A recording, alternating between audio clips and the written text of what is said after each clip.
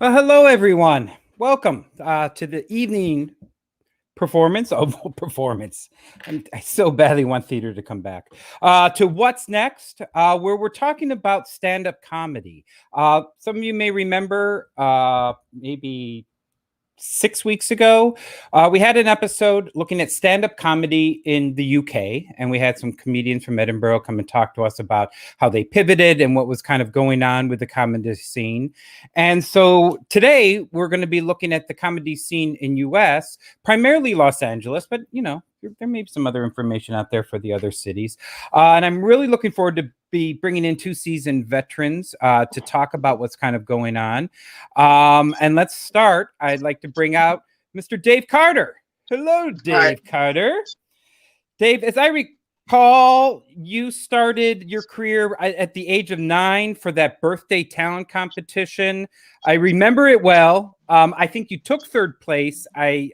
You were robbed. And ever since then, comedy was kind of your calling. And I remember you telling me that. And I never forgot that. And then you went off for about 9 years, worked for the U.S. Air Force. Thank you for your service. And then came back to Chicago, where you worked with Second City, I.O., which was formerly Improv Olympic, and We Be Negroes, which I was also aware of all that before moving to LA, and you've been in LA since. And we can catch you on a lot of stand-up comedy all over town. I know some of this has moved online virtually, and we'll be talking more of that during the conversation. And also, as a fun side note, we can also catch your tones, your docile tones on Duty, Black Ops, Fallout 4, and Gods of War. So you're basically all out there in the free world. And I'm very excited to have you on the show today. Thank you. Thanks for having me. First, I want to say it's been a long time since I've seen you. Yeah, long. Like longer than pandemic long, which is where we are now. Pandemic long is like, I can't believe it's this long. Yes, but you see, this is where the pandemic's bringing us together. We hopped on the phone a few months ago, and that's what it's about. So I look forward to catching up, as well as having you inform the world of what's going on. So thank you. Me, no problem. If you would have told me 7 months ago that we were going to be locked in our house for a little bit because of a pandemic, right, I definitely been like, oh, a month or two, not a problem.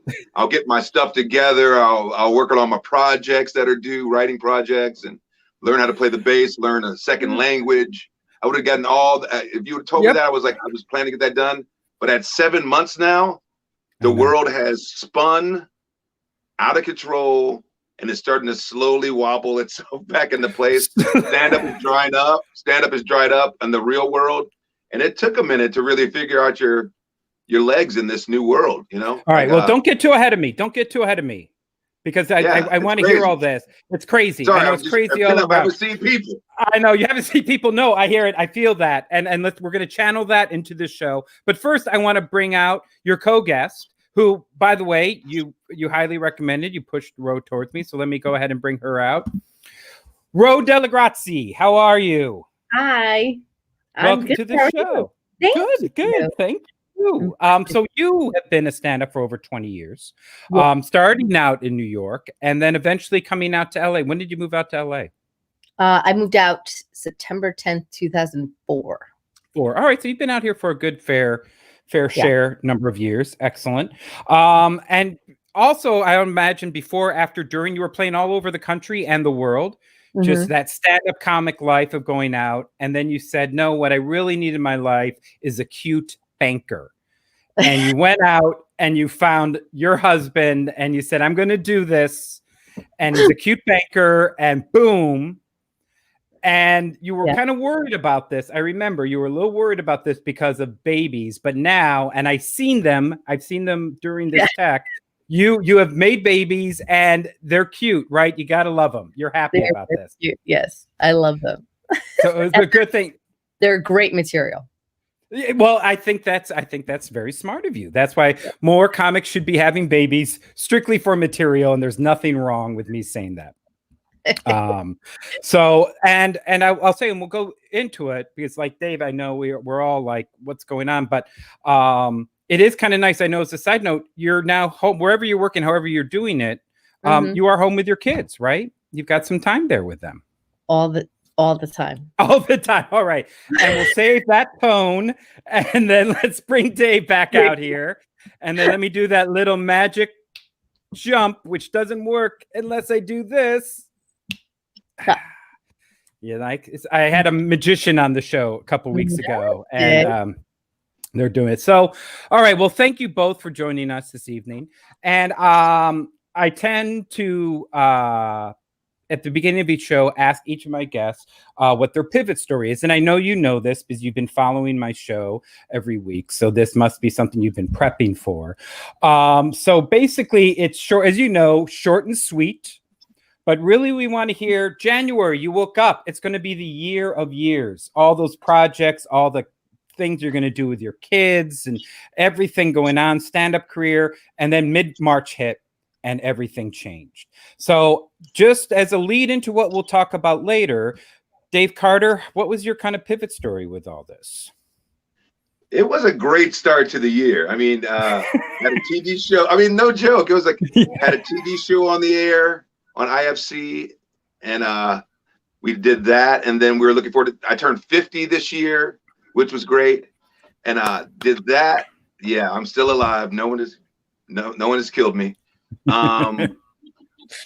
And was ready to get on the road. Did my first festival this year with Roe, as a matter of fact, killer festival, and was ready to get on the road this year. Then all of a sudden, you know, the end of February, we were going to go to Vegas in May, but I was going to start doing some shows in Vegas. But the end of February, the beginning of March, it started to get a little weird, and then everything locked up by like March 14th. It's been like what? Yeah. 220 days now. Nice. Something like that.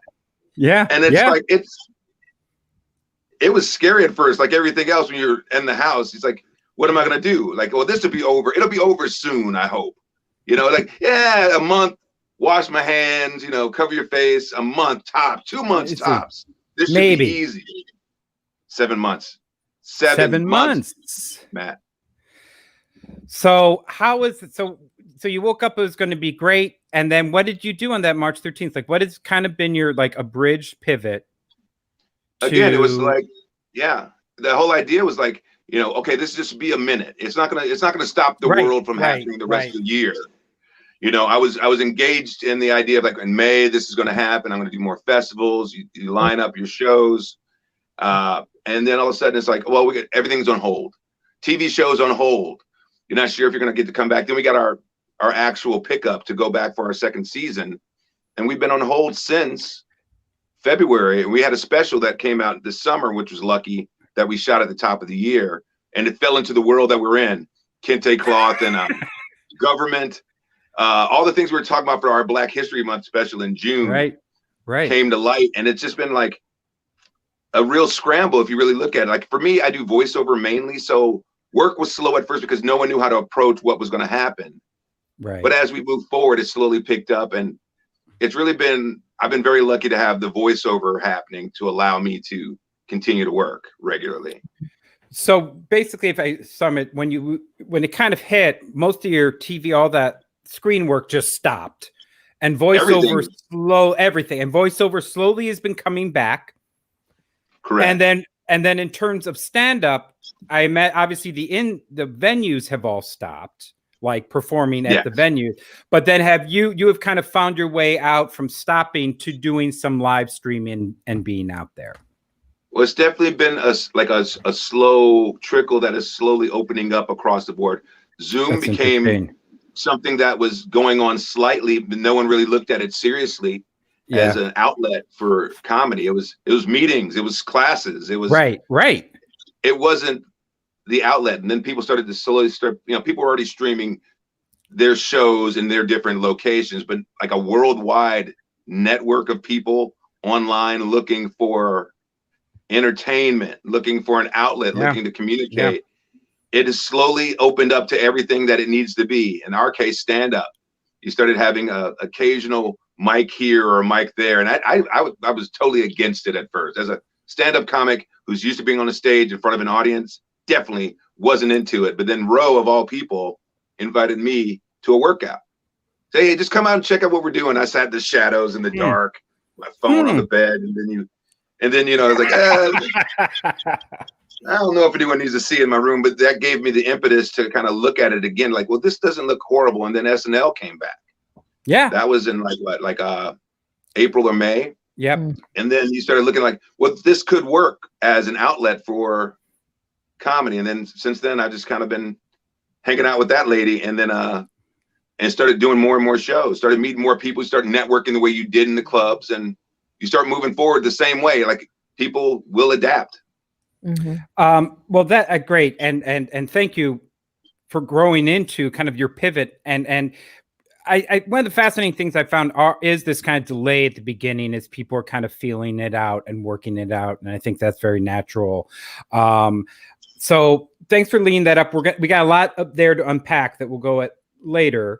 But for now, Ro, you're, besides helping Dave come out here with stand up, how was your and watching your children, how was your January, March pivot?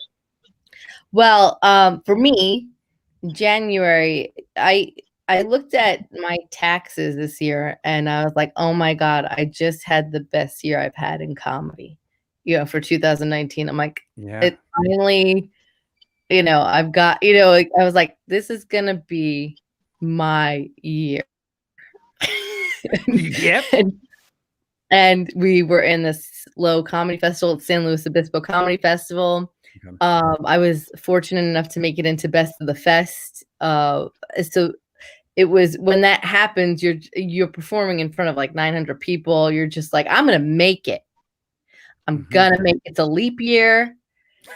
Yeah. Good sign. Yeah. We all went up to SLO. My husband came up with us. It was a family trip. We're like, yeah.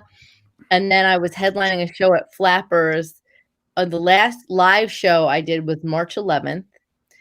It was a Wednesday night because Flappers gives me the weekday nights to headline in the smaller room on the later show. So where I am on the total. Yeah, I gotcha. On the cusp. Put on the cusp. I'm so on the cusp. It's been 21 years. I'm right there. I'm right there. And then I remember that week what Dave was saying, the same thing. There was kind of this talk about, hey, there's something going on. I remember I had done so many shows and I was working so much that I lost my voice. So I was like, hey, I don't have this coronavirus. I just lost my voice. Right. That was the running joke. It was really just like, okay. And then my friend was getting married. She was supposed to get married in May. And we had a bridal shower for her on Sunday. It was March 15th. And we didn't have a lot of people there because that was when people started to go, hey, I don't think I'm going to come into town. It was kind of like that, right? Yeah. Where you're like, we're still going to do it, but I understand. I mean, this is kind of weird, right? And then that night I went home and I remember my husband's like, something weird's happening. Should we go out to eat at a restaurant? Because I feel like we won't be able to go out to eat at a restaurant. So I was like, let's get the kids. Let's go to Tequila's around the corner. So we sat there, because we walked there. We got some margaritas. We fed the kids. I'm like, okay. And then we asked the waitress. We even said, we're like, are you guys shutting down tomorrow? And she said to us, we have no idea. We don't. We're not going to find out till tomorrow.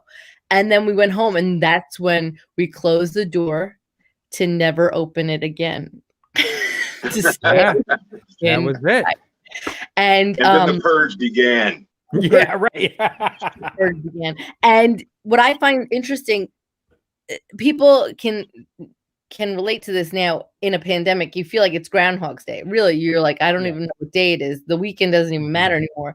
And what it reminds me is when I had kids, my kids one's going to be 4. He's going to be 4. The one you heard saying, hey, with the shark head. Yeah. He is going to be 4 in 2 weeks. And then my daughter turned 2 in August. Yeah. So when I had kids, that newborn stage that you're in, because you're so overwhelmed by, having a child that you're 100% responsible for 24 hours a day, 7 days a week. You don't even know what day it is when they first get here because you just have no idea. You're like, what the hell is going on? So it feels like that, except my body isn't been hit by a truck like it was after giving birth.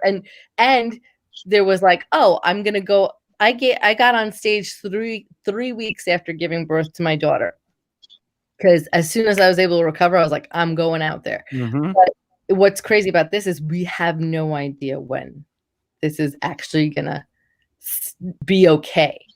So that was a really, and we were really lucky that Slow, the comedy festival, happened, because if that was maybe a week later, it was literally at the end of February, early March. And if it was a week later, it just would have been. And the other thing that Dave touched on, I had work as a comedian, you have work booked for months ahead. And granted, I didn't travel as much as I used to, because I used to travel all the time. I mean, I put around the country, around the world. I mean, I was traveling. So now, since I've had my kids, I don't go more than about 4 hours out, right? I want to be able to drive back. But what I noticed, and probably normal people think that's crazy, but for me, a 4-hour drive, I'm fine, except if I don't get any sleep, which I haven't since my son was born. But that being said, I only thought, oh, I lost all this work for March, but it's fine. It's fine, because I had these gigs booked in April that I was like, we're going to be fine. I've got a convention booked. I've got this. And then slowly everything started to like trickle in. This is canceled. This is canceled. This is canceled. And you're like, what is happening? Like, what's going on? And then it just got really chaotic. It really felt like, is this the end of the world? Like, what is happening? Like, no. What is going on? Yeah. And then you're like, this one died, and that one, and this comedy club might close down. And you're just like, oh my, it just really felt surreal. I mean, it still does feel surreal because it's 7 months later. And you're starting to see casualties of comedy clubs. Dangerfield just closed down in New York, and that was like a wow. And so I'm like, was that the pandemic? I mean, it's been an old club and it hasn't been as popular as the big ones in New York, but still, like, if that starts closing down, you're like, is everything kind of like IO West? Well, that closed down before the pandemic, but I'm saying like TV shut their doors. Everything's been starting to slowly kind of close down. So it's a little like, what's comedy gonna look like after all this? You know? Yeah, I mean, that's fair. Dave, I see you shaking your agreeing. Is there any others that you wanted to throw in there in terms of what you've seen closing down in the last 7 months? I mean, the idea of all these venues that live and die by the people walking through their doors. Yeah. You know, even if they had an element for online or new media, their lifeblood is the people walking through the doors. So Second City in Chicago is closed down. IO in Chicago is closed down. Like you said, Dangerfield shut down. And there's a big fear that a lot of them won't make it back because of the length of this shutdown. Right. When is the next time you'll get to put a room full of people together safely becomes a big conversation that affects, as comics, that affects everything that we do. Yeah. So. Because I was about to, I'm going to write my special. I'm going to perform it in this big theater. And I was like, oh, maybe I'll just work on writing this special. Yeah, right. Well, just push it back a month. Push it back a month. I've procrastinated for 21 years. So what's another year? Well, and a lot of this sounds like what I've heard is in the theater community, and this waiting, is it going to open? And then when it does, are any of these venues going to be open? And we had a big, kind of similar to stand-up, a lot of clubs kind of closed early. Are they going to come back? Now are we waiting for another big news, November, December, for more clubs? You know, there's kind of this end of year thought. And while all of this is obviously terrible, and part of it is because we don't know, there's no like absolute end line for any of this to guess. And so much of it, like the clubs, are in the hand of the landlords. Like, it's going to be their decision whether these things are going to be open or not. Yet, art will survive. So even as all this has been going on, people such as yourselves have gone out and within this new medium and being experimental in places and locations are keeping connected, are looking to do their art. And stand-up is a unique breed because it's kind of like a solo theater artist. It's really just you. you've got some flexibility. You're not doing a big musical and fit 16 people in your apartment and breaking all the COVID rules. So I imagine there has been some elements open to the stand-up world to explore it. And, you know, without the judgment of it, because as Dave said in the beginning, there was a lot of like, what's this? I'm not going to do this. But now it's been 7 months. We realize nothing's happened very quickly. So what would you two, and I'm throwing this out to both of you, in terms of the new state, and I know, Ro, you kind of jostled Dave a bit, so maybe you want to lead it, or Dave can talk about being jostled, to kind of say, like, what is out there now? What is kind of formed, and what are the different various avenues for stand-up comics here in LA and the US? Well, I did pressure Dave to do the open mic that I run on Zoom. I will say though, when I first looked at Zoom, I was like, I'm not gonna buy the year. We don't need it for a year. Right. Now I'm like, I want the year because like it's cheaper. So you run a Zoom comedy place where comedians come in and do a bit, and then audience gets a ticket, pay or comp, and watch the show. Actually, not even. I just leave it for the comics, and I kind of keep it small just because the comics. I've done shows, I've done fundraisers. I've actually done fundraisers on Zoom because a lot of places need money raised because I'm in a couple 12-step programs, Al-Anon and DA, and a lot of the meeting halls need help with rent, you know, so, and that's a lot of people's recovery. So, I mean, it's not just AA, it's also, people need help, recovery. And so it's interesting too, to do those fundraisers, because I've done a lot of strange shows. I'm not going to lie. I used to say that if people heard about the weirdest show that they could ever put on, they'd be like, who should headline this? You know what? Let's call Ro. Right. I've been in everything. And it hasn't even been like a place with, a roof. I mean, I've been in parks, like I was like, ooh, shows in parks now. I'm like, I don't think you've understood. Like, I've been in a park. So pre-COVID, okay. You were doing park shows. I've been outside for comedy. Okay, this is not new for me. I will say though, with the Zoom aspect, especially if it's a big fundraiser, they tend to mute everybody because there's so many people there to watch a show. So you basically your timing. It's kind of like if you're in a big theater and the acoustics, you have to work your timing because the laugh comes at you like later, 30 seconds later. It's like how sound travels. With Zoom, it's literally nobody laughing because they don't have the sound on. You can see some faces, but you're reading a chat of people that are like, hey, that's so funny, blah blah blah. So you have to completely be confident and keep your timing. So I think people are laughing, I don't know. So I think it's intimidating for some comics. I mean, just in general, I understand. But I've also done live shows where nobody's laughed. So that's it. That's it. But to backtrack slightly. Yeah, please. The idea the first thing was, what's funny? Like nothing was funny in the beginning because you were really unsure because no one knew what was going on. Right.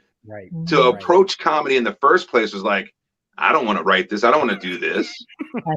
I can't. Why do I want to go watch something funny? I'm trying to find out if I need to go outside or I can't go outside. Like people were in such a panic out of the unknown that there was like a dark window. There may have been a couple of shows at the very beginning or a couple workouts at the very beginning, but for the most part, that first month or two, everyone was just sitting by their television trying to find out what was happening in the world, and understood. That was understood. And so that role to come back in. The first task was, I got to do something. And then the idea of people like Ro putting things into place, shows are already running in parks or things like people having that need to do, then audiences needing to have a relief point to be able to laugh, and the rest of it allowed the rest of it to kind of build out. I basically did it for I Mm-hmm. did it kind of for myself and my comic friends because we needed something. Yeah. We really did. That's why I don't open it. I mean, if an audience member wants to watch our open mic, they can, but I did it really, the open mic in particular, not the shows that I've done, but the open mic I do because we've had some comics, and I won't mention their names. They've just been like, hey, I had a real bad thing happen to me in July, and this open mic's helped me tremendously. Yeah. Or somebody's like, I just started this and I've been really depressed and this has really helped me. So when I hear that, because sometimes, and what you were talking about, Matthew, with the advantages, there are as much as I will say, I don't want to sound dramatic, but I was in my car the other day, like driving somewhere, and I was like, I just want to drive somewhere to a show. Right? I was like, I just want to be running late and really stressed and finding out where I'm going to park by the Comedy Store, and I want to run in rushed, and I want to just jump on stage, and I don't understand why I can't do that. Just that.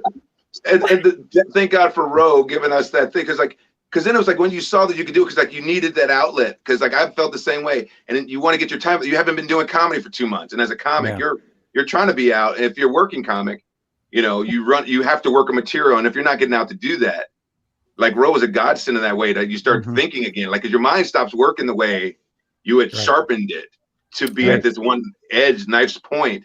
That the workouts, I love that there's no people there at a certain level, because you get a chance to test stuff out like you always did before as a comic.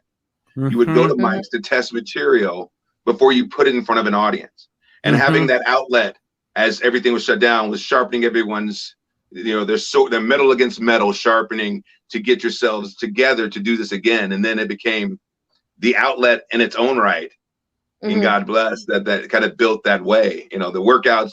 And then the open mics turn into real shows. And as stuff moves forward, people are prepared. Because I knew comics that just started doing stand-up again, like in the last month or so. Wow. So they've been in their houses trying to write, but not knowing what to write about, other than the flies in my apartment, my cockroach roommate, these weird conversations they're having by themselves weren't ready to come out for people. And then you get to start working out, and then you start getting ready for people. Then you start seeing people online, whether you can hear them or not. You get to have that opportunity to see that your material is working, and you're starting to get yourself ready as a comic. So this has been a blessing in disguise. I think for some comics got stronger, some are still where they are. And the opportunity to really work in a different medium makes you have to think differently as you remind your mind how to do the thing it was doing before. Well, let me ask about that. That's a great to kind of go with that. What are some, you mentioned a little bit already with the audience and not having that direct comeback and all of that. What are some of the challenges? What are the things? It seems like in some ways it's good. You've had time to work on material and now you're putting it up. And what are you finding? You mentioned this new medium. What are kind of the differences and challenges of this versus when you're working the club, and how are you adjusting to that? First thing is laughter. Yeah, that's definitely big.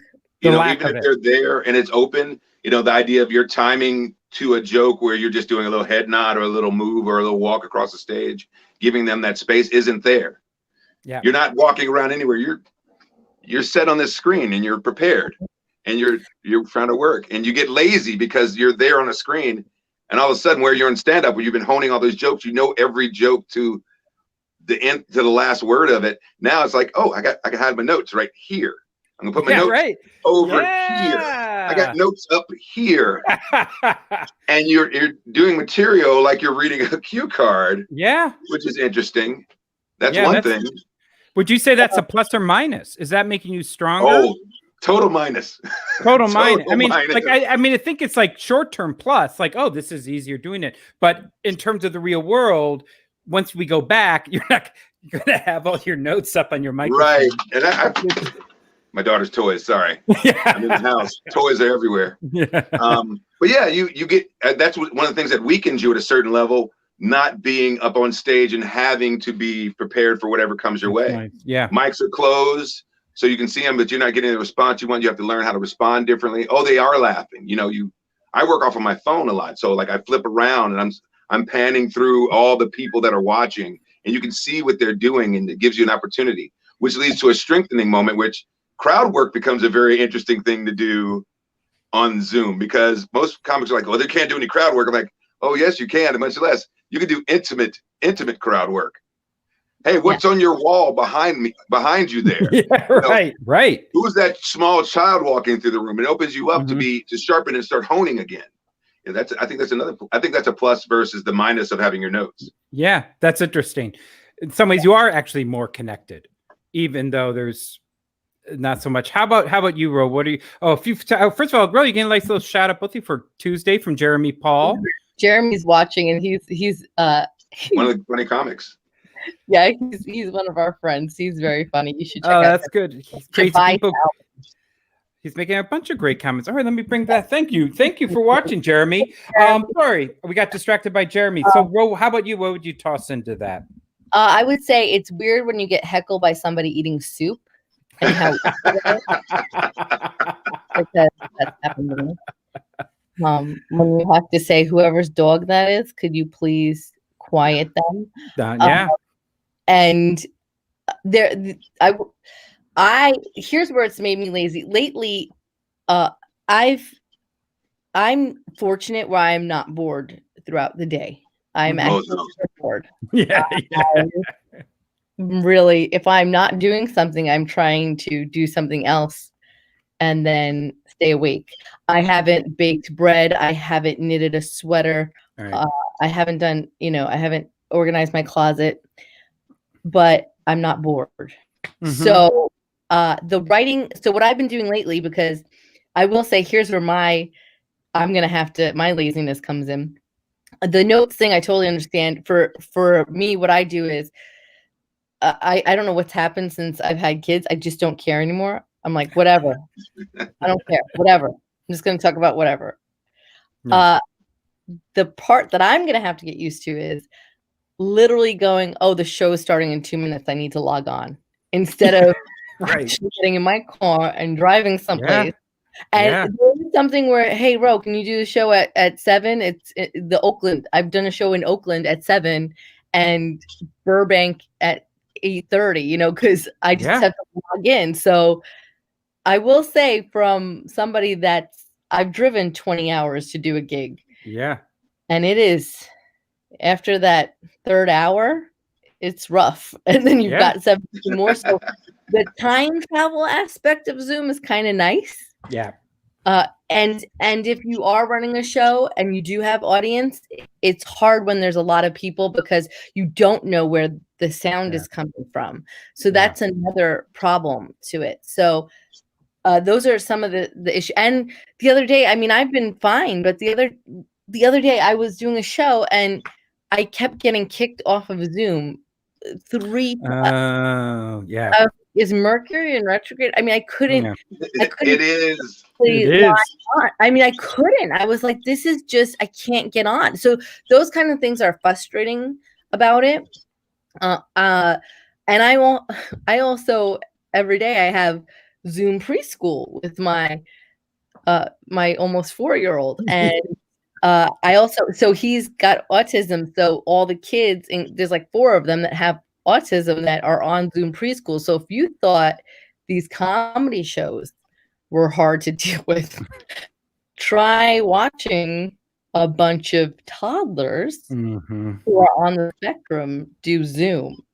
It's and my daughter's too, and she's in like speech therapy, child development, and occupational therapy, because she's my child that runs towards danger instead of avoiding it. So believe it or not, they have therapies for that, so she doesn't jump off of a high structure. But I have to follow her around with this computer on Zoom doing OT sessions. So really, when it comes down to like, oh, do you want to do a show where everybody you'll just be sitting down and telling stories? Yeah, sure, absolutely. Yeah. I don't have to follow a toddler. Literally, my son's school, the rule is you have to wear pants for school. So when those are the rules, you're like, clearly we've done some things where we didn't wear. and they're like, "Hey, you've got to wear pants, Jacob." I was like, Hey, "Fine." I mean, that's a good rule for everyone. And I think there's a lot of those rules that more politicians, maybe people should be listening to that and be taking that.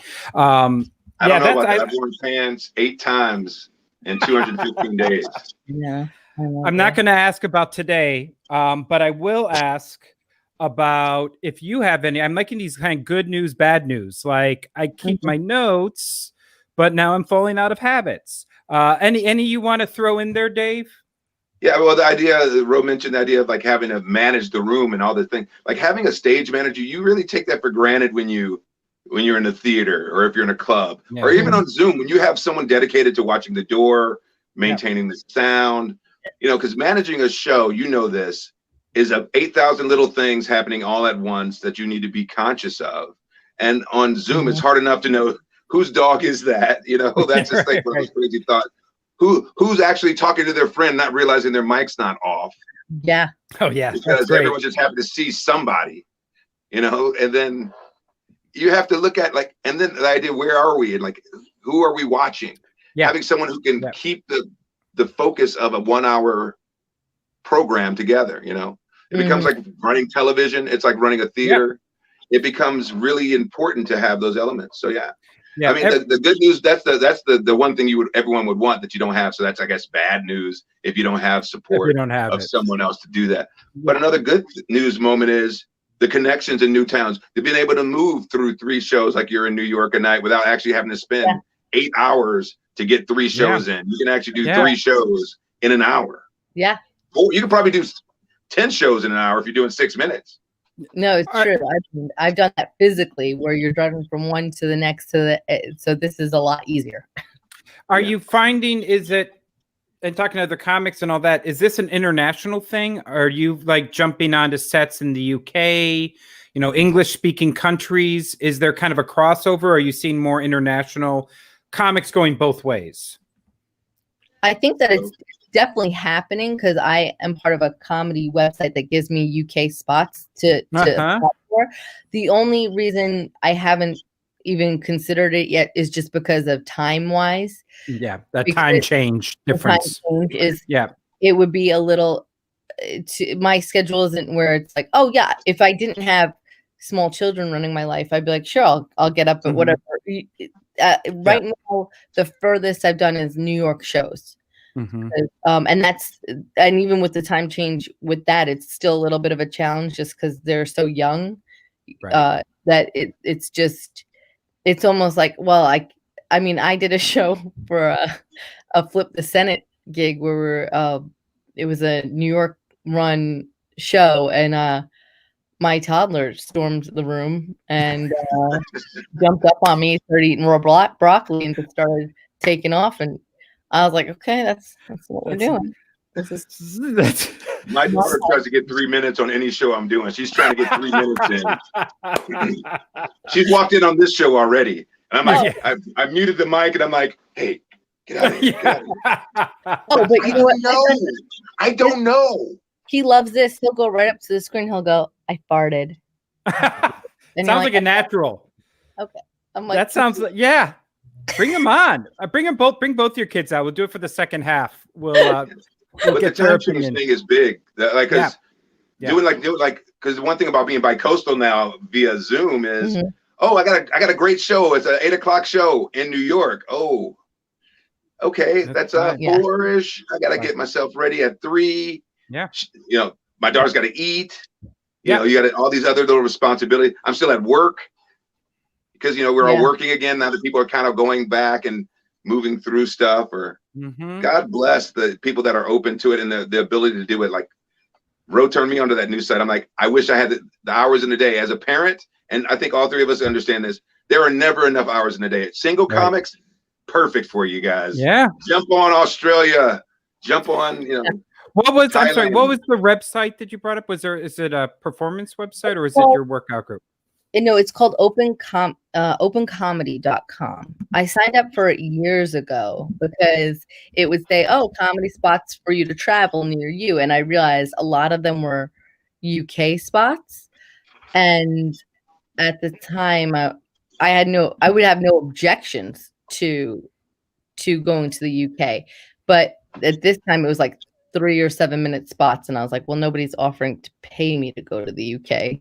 But if I was in the UK, I'm sure. But then slowly but surely they would like have spots around here on occasion, not even here, like kind of in the country at least. The one I haven't performed in the UK that I would definitely love to, because the UK is fantastic. From what I've known people, I've performed at hostels out here in LA. So if you're in a hostel, you meet people around the world. So the only countries I've performed in are Korea and Japan, Korea and Japan. Oh, that's cool. That's nice. Yeah. Well, one thing that you guys should do, I've got the episode. I'd love to help this behind scenes. The group that came from the UK, both of them are kind of involved with the circuit at Edinburgh.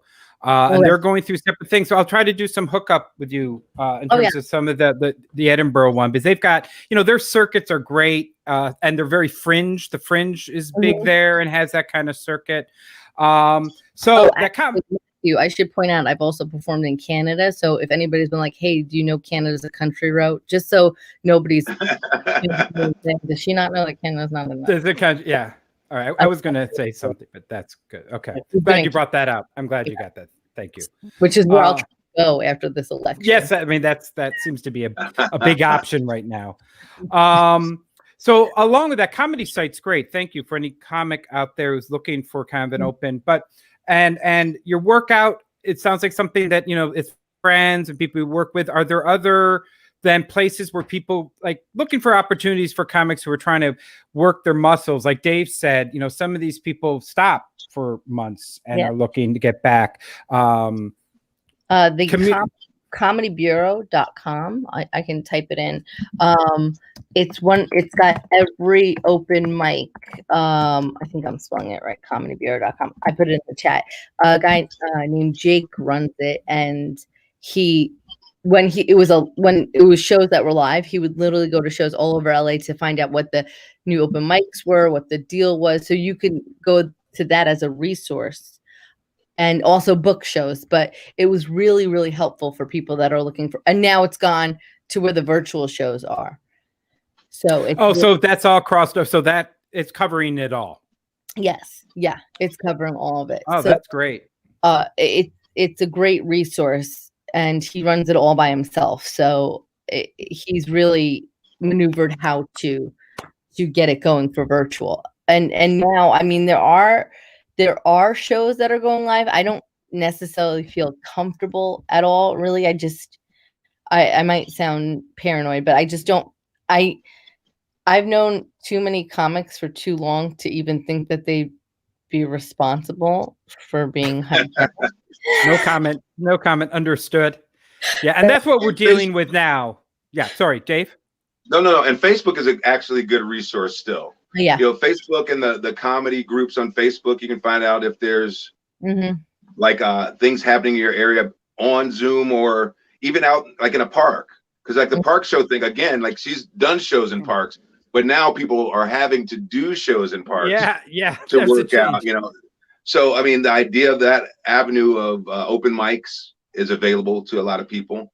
Not to put, not to put these shows on blast, because some places are open, some places aren't. I know a lot of comics right now going to Vegas.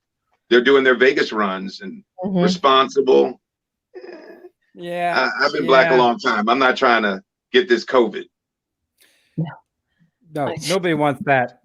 And let's talk about comedy in the parks. Jake is kind of calling up Jake is still out there, or Jeremy is calling about Jake. All right. That you guys are laughing. That's good. It hit that spot.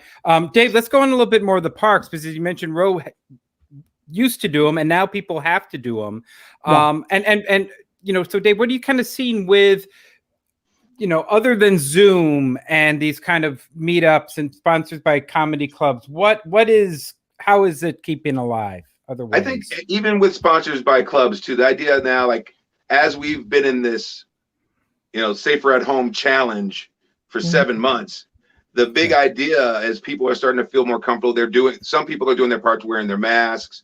You saw Chappelle's special, like in Right. Was that in April or May? That was and it's early. like people had their masks, socially distanced, live events outside. You got drive-in shows that are happening. People are inside their cars, safely distanced against other people, working through the radio, like just like a drive-in movie theater where you had the little box or the radio, and you're getting to see comics stand outside or inside of venues even, and you get to watch and participate in those shows in your car and be live to them at a certain level, at a safe distance. That's happening.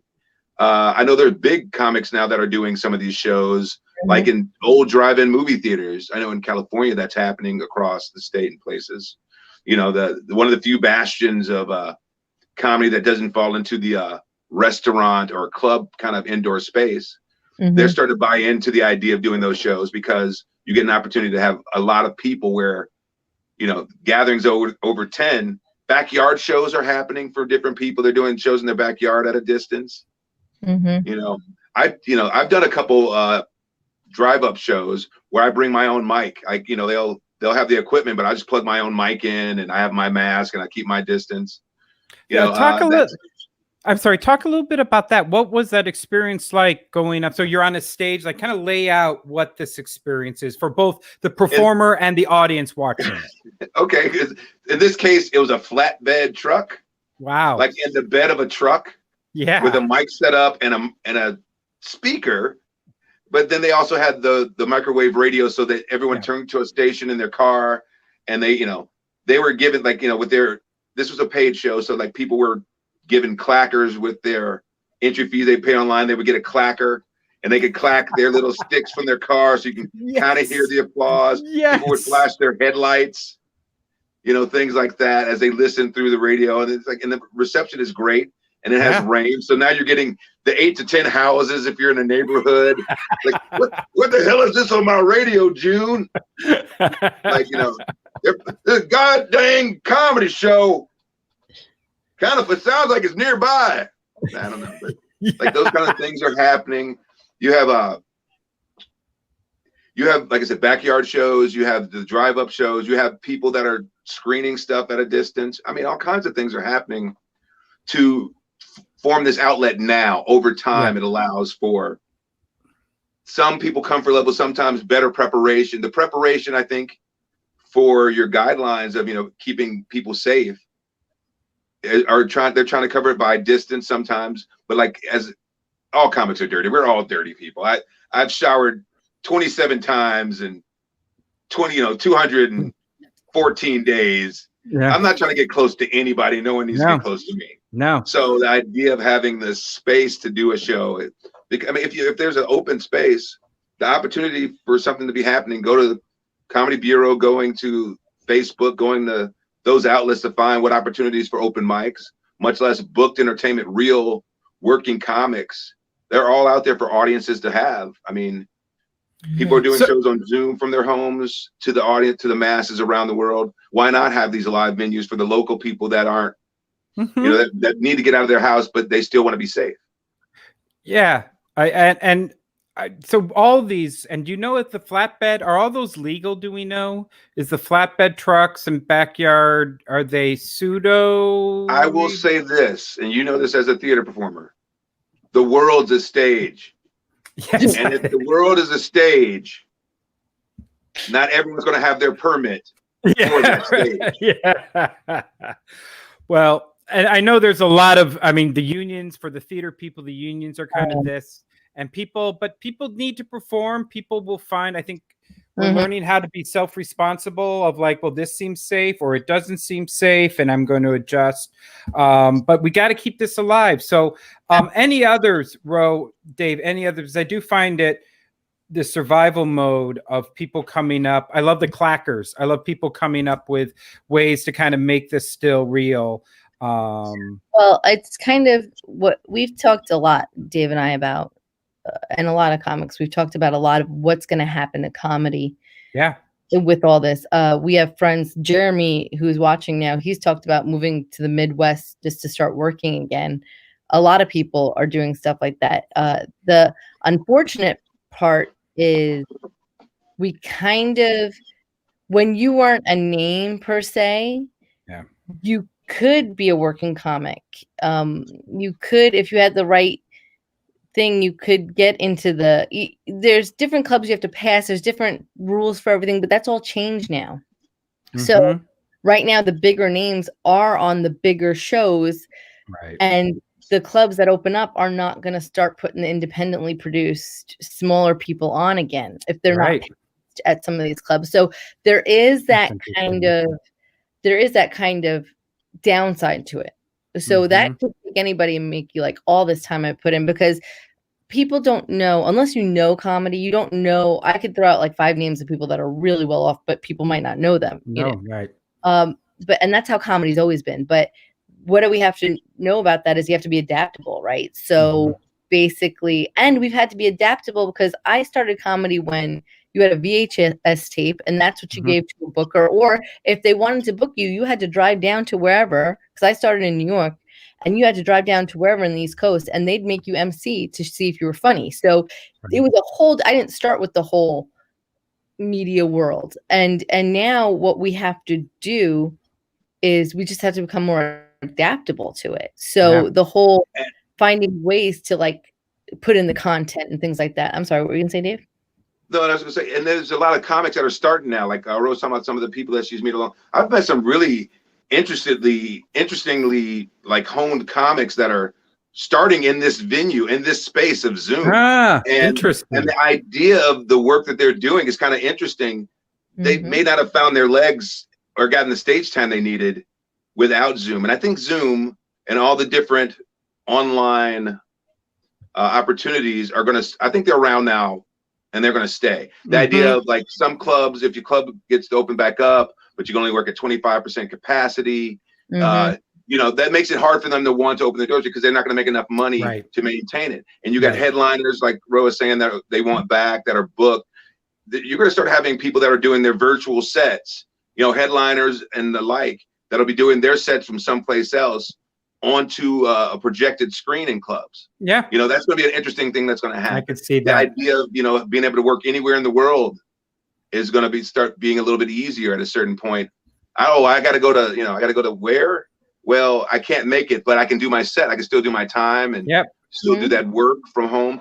And there are shows that are free. There are shows that are monetized now. There's a great one, Laugh Lounge. Claude Shires has online. It's a monetized show behind a paywall, and he has a space set up for comics to come in like it's a club with the audience, no physical audience there, but he's got these 2 really great flat screens that are up there, and you can see the audience that are in the room. Oh, that's cool. People that have paid their money to be in the room for the comics, you know, and they can laugh. They're there to watch the show. You can see their faces, and then even after that, you have a paywall that you can go watch. Like you're streaming right now. You're streaming in 3 different places. You have people that can watch it on different venues at a different price point. I think clubs are going to end up utilizing that a little bit. I think the idea of people who want to create their own productions will be utilizing that more as time goes, within the paywall and outside of it. You know, you're going to be able to put your shows up later online. I mean, like all kinds of different opportunities in comedy are coming. Well, Jeremy he just commented about this, and I was going to say the comedy via hologram. That actually started a while back, because they've had hologram comedy, so that if bigger comics didn't want to travel, they actually figured out technology where the comic can just go in and perform the show to different audiences in Australia and not have to go about. So that had already started. And now that might even get pushed even further, since closer to the forefront. We're not allowed to go to any other countries. And again, as a solo artist, that is very, it makes sense. Let me ask you, Dave, you brought this up, and Ro, for both of you, you mentioned the monetization, and this has been something that really, it's been at the forefront for people. We've been doing this 7 months. A lot of things just went up for free. I mean, everything, just people archive work, me talking in the kitchen, me doing my show, my set, my magic show. We had a magician on that said that was just ridiculous. He just, why throw it all up? We need to start charging. Theater traditionally has always undercharged itself. Now the clubs and a lot of the market a lot of the models for the stand-up comedy was people would come in to buy drinks and to watch it. Well, now that's all gone. And that the money used to come from people buying drinks. So what's your thoughts on the monetization? You've already mentioned, Dave, a few shows that you were getting paid, or that there was payment involved and all that. Then Ro, you mentioned some of the Zoom, people just coming in for free. What's both of you thoughts on the monetization currently, and where you think it should go? I think it should exist at a certain level. And at the beginning, when people first started putting up shows, people were charging. Not a lot. Everyone was doing it for free at the beginning, and they were charging larger numbers because they were trying to earn their living at a certain point. Right. On top of, there was not a quality standard in place, and with that, the audience, that's a conversation of trust with your audience. Yeah. Is it worth my money? Or maybe you should make them pay, because that way they feel the value of what they're getting versus not paying. I mean, the conversation really depends on what are you trying to produce. I need to get people in the seats just to see this. I need the workout, and I'm not going to charge. That's one thing. Hey, I'm a professional. I want to work, and I want to be out with people, but I can't continually do that for free.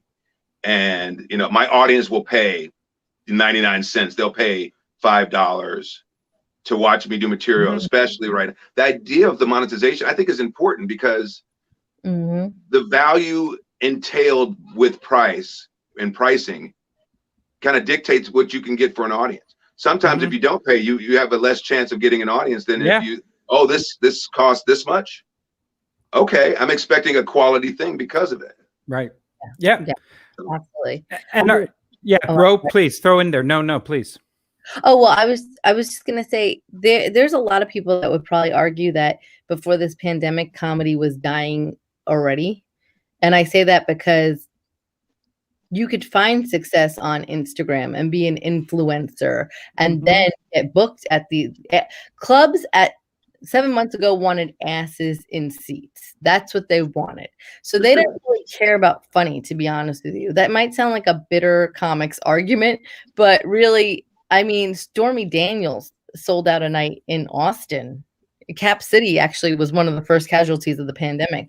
But people were like, what the hell's going on? These Real Housewives of whatever, that was a real thing. So there's some people that are like, well, you know what? Y'all deserve to go down because comedy you're producing. That's based on butts and seats. You want people with an audience. Yeah. Well, now you can't have butts and seats. Now you can't have butts and seats. So the thing is, I totally understand what Dave's saying with the monetization, but I think there's even more to it, as what comics have to do is become their own entity and their own brand. And they really have to look at that. When you become a comic, well, I knew when I first started, I was also 21 when I started. So I didn't know anything from anything. I was just trying to pay my rent, because I was like, we come from, mom and dad divorced, so there ain't no going back. We got to freaking make this work, right? Yeah. In the same sense, it was just like, get funny, get funny, get funny. We didn't really talk about the business side of it. So you have to learn that as a comedian while trying to become funny. Yeah. So in the same sense, I think what this is showing us is that we actually have to become our own business. Yeah, and it's not just the monetization of shows, which would be great.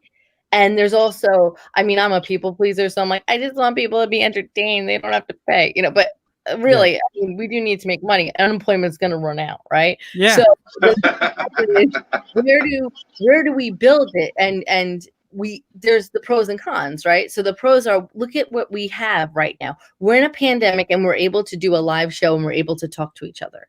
In 1918, they did not have this, right?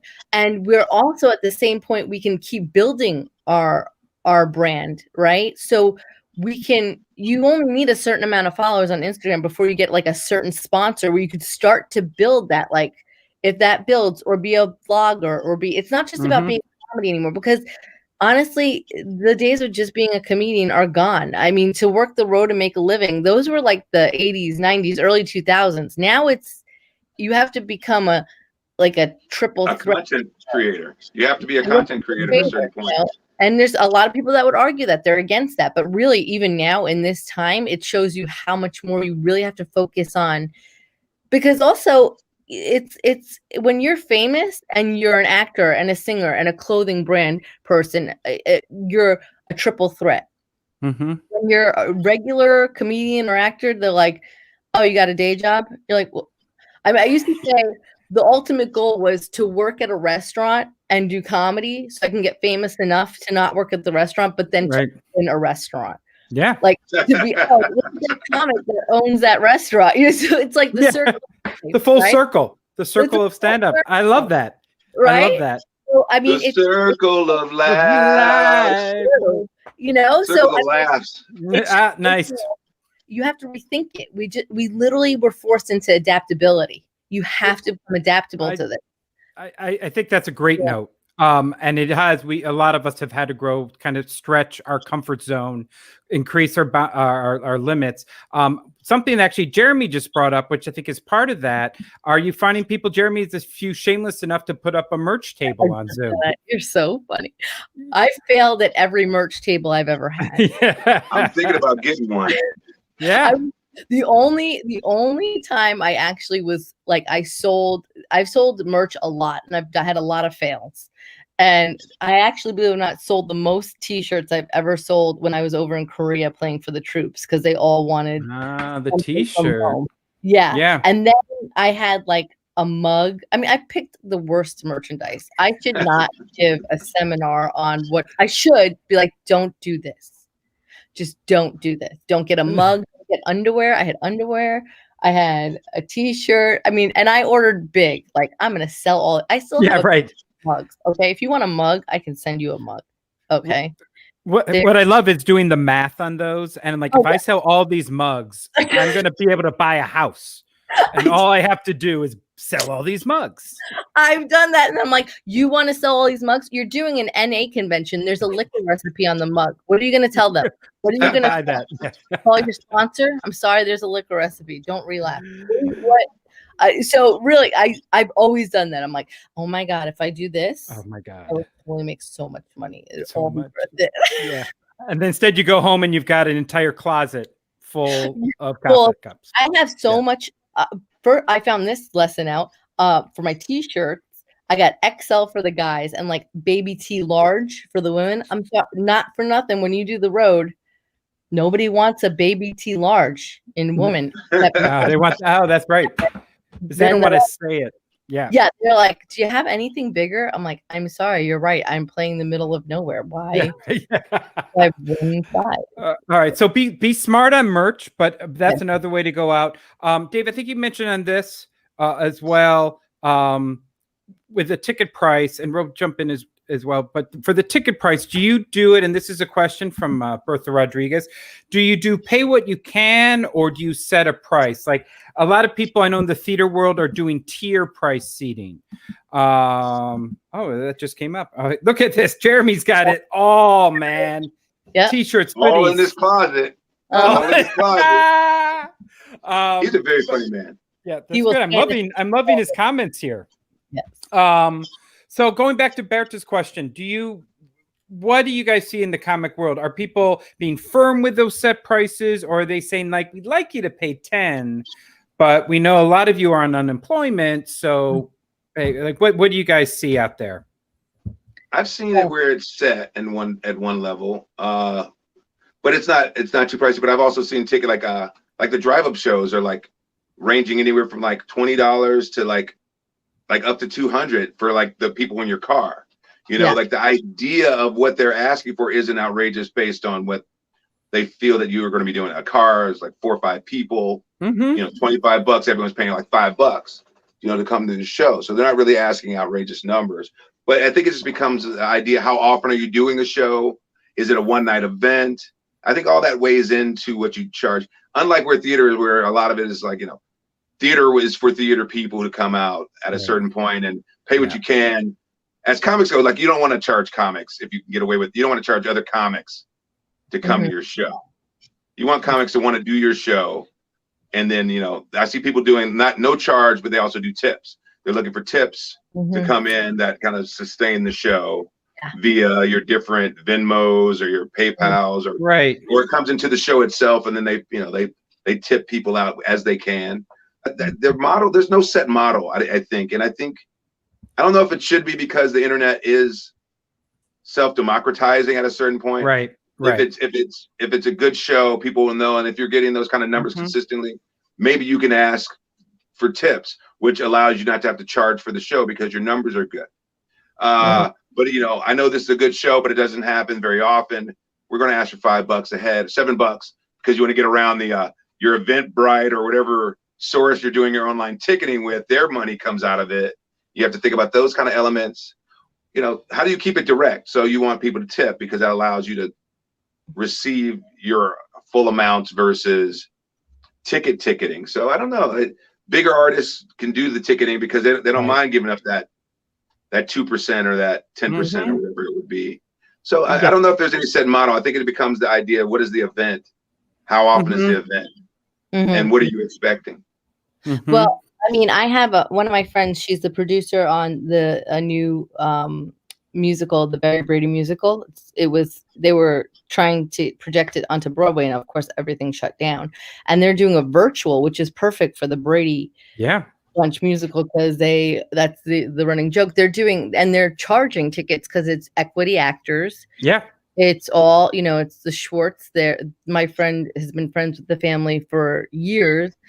And they have actors that they have to pay because they're still in a union. There's still, you can only work with a book for so long. Like there's so many rules that they still have to follow. So, and I agree with Dave. I think comedy clubs, yes, I feel like they do need to charge because a set price because they're not having a drink minimum and they keep their doors open.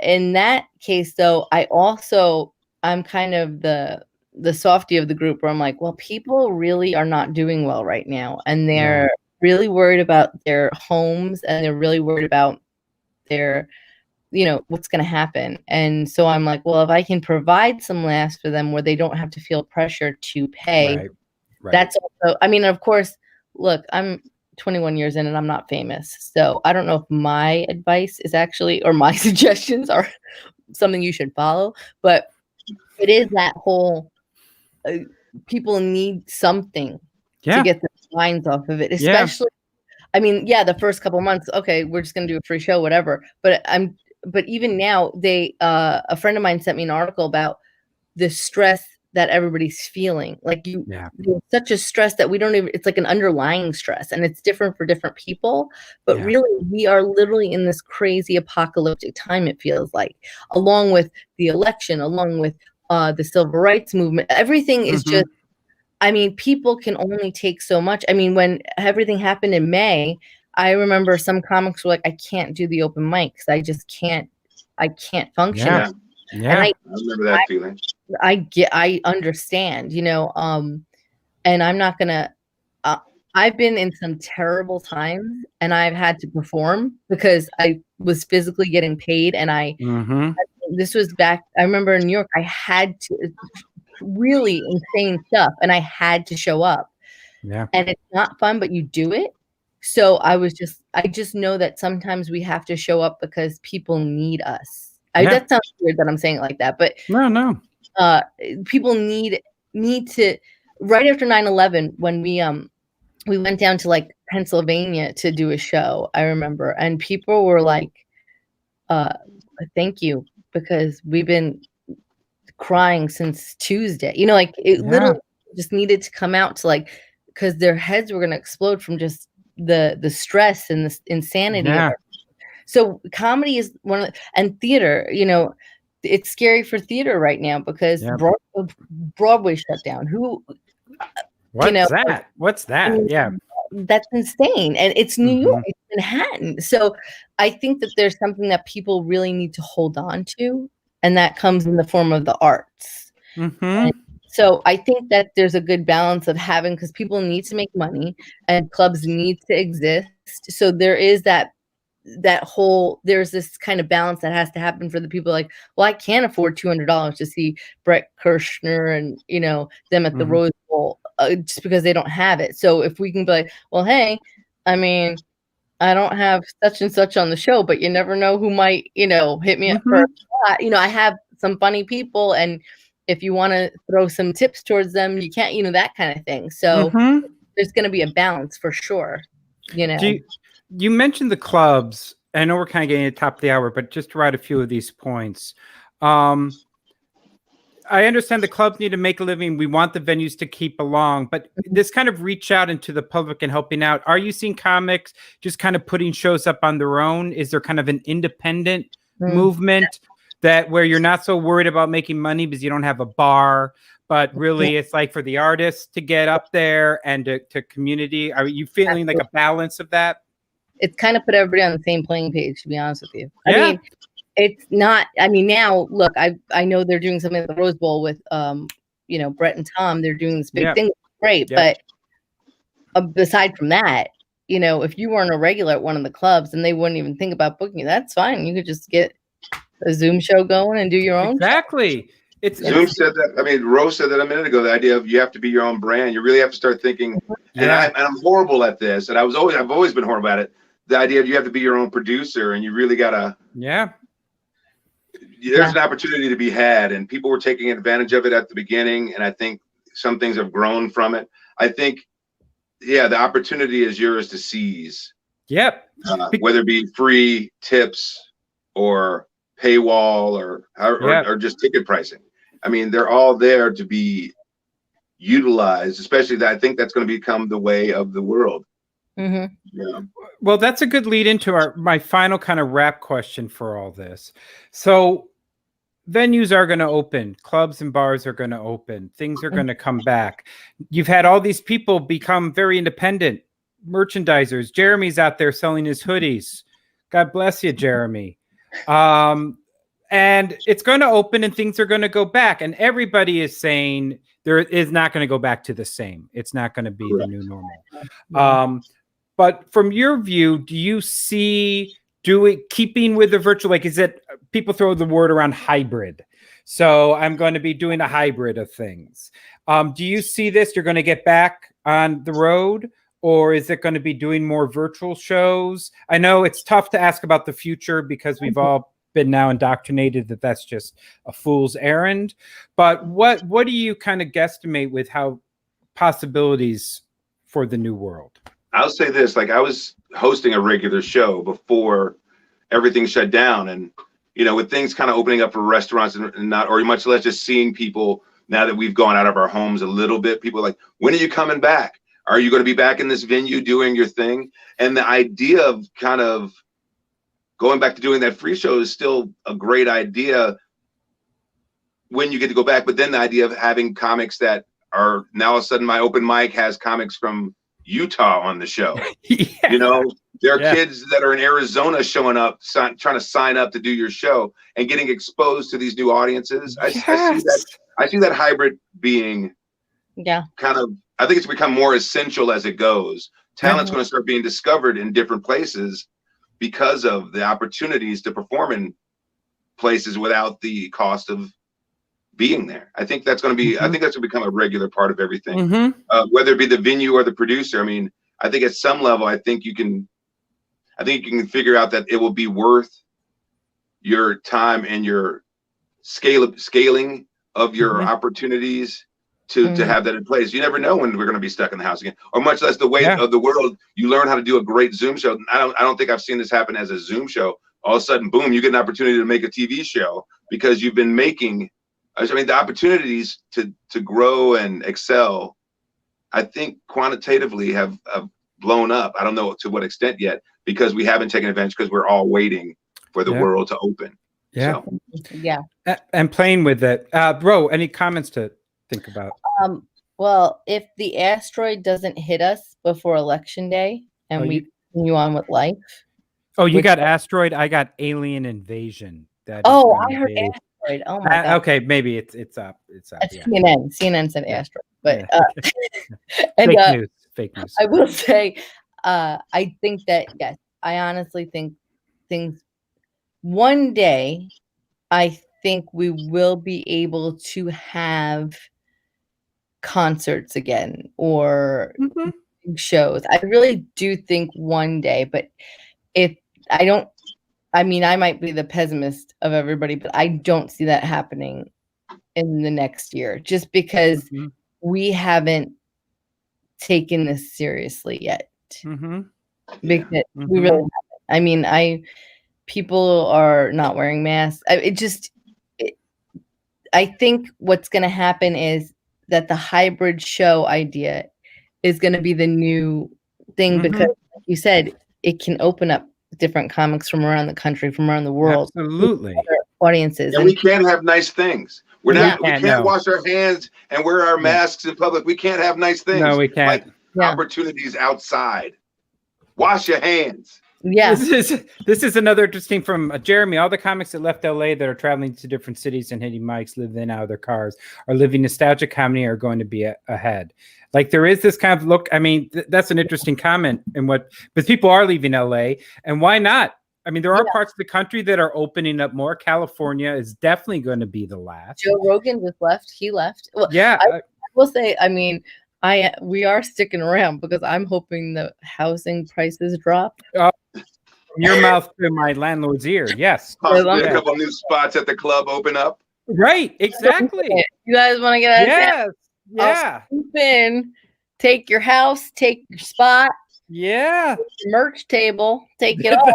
Merch table. And, no, it's true. In February when it's 75 and you guys are all freezing your asses off. Yeah. Okay? But in the same sense, though, I am saying this from a person that has a life set up here with kids, with a husband that has family here. If I was a single comic that didn't have any real roots to anywhere, I didn't have to worry about that. I was like, you know what, screw it, I'm gonna go. Who knows where I'd be even thinking? Because I would be like, you know what, let me just hit the road. I mean, I've lived from a hotel to a hotel from road gigs, so I've done the road life. Yeah. It's nice when it's nice gigs, but when it's they're not all nice gigs. In between. There's a lot of low end gigs out there. So I'm just saying that I think what it comes out to is again that adaptability that we're going to have to figure out.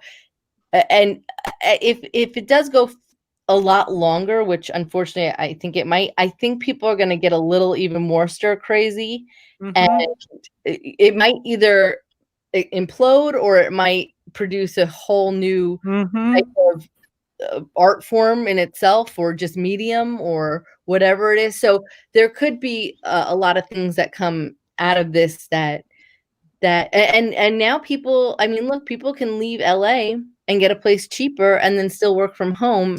And, you know, so there are advantages. Yeah.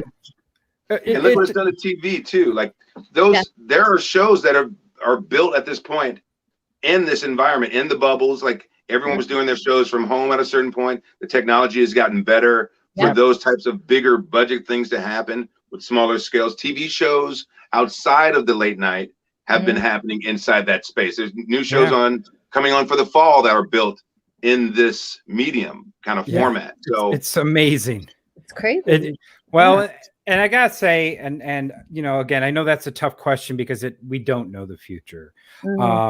And I do think that there is a mixture. I think we're all seeing it. There's some real challenges, and oh my God, my life is over. And then also like, oh my God, there are opportunities that you could never have. I mean, something's just switching 180 that you couldn't do, and then you can do. But I've got to say, and part of why I've created What's Next is being aware of people like yourselves, and thank people like yourselves who, even in all of this craziness, are out there leading the way. Ro, you're going out there, bringing comics in, getting Dave out of the bed. Come on, Dave, get up there, go out. I'm going to do my show. And Dave, and doing that show, keeping the comedy going. It's important. Comedy. I was doing sit-up comedy. Sit-up comedy. No, I think it's really important. I think people need to see it. They need to hear that this is okay. Oh, and that's a challenge, and I got to be aware of this. And yeah, I'm my own producer now. I think that's one of the biggest thing. You know, actors, now you were talking, Dave, you do a lot of voiceover work. These actors who have now like set up voiceover studios, like I can do this myself. And that's an attitude that will stay with them. That they'll be, and you're not alone. In the idea of knowing that you're not alone. Yeah, that's a great thing. Well, definitely not alone. Ro and Dave, thank you so much again for all you do. And for sharing your knowledge and wisdom with all of us. And for everyone Wisdom. Wisdom. I'm looking forward to your hoodies when they come out. I think Jeremy's onto something there. Jeremy, thank you. Berta, everybody out there. Next week, we're back.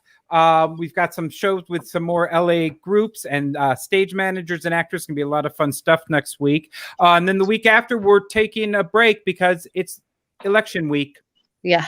A lot of stuff going on that week. So we thought we'd maybe just see what happens.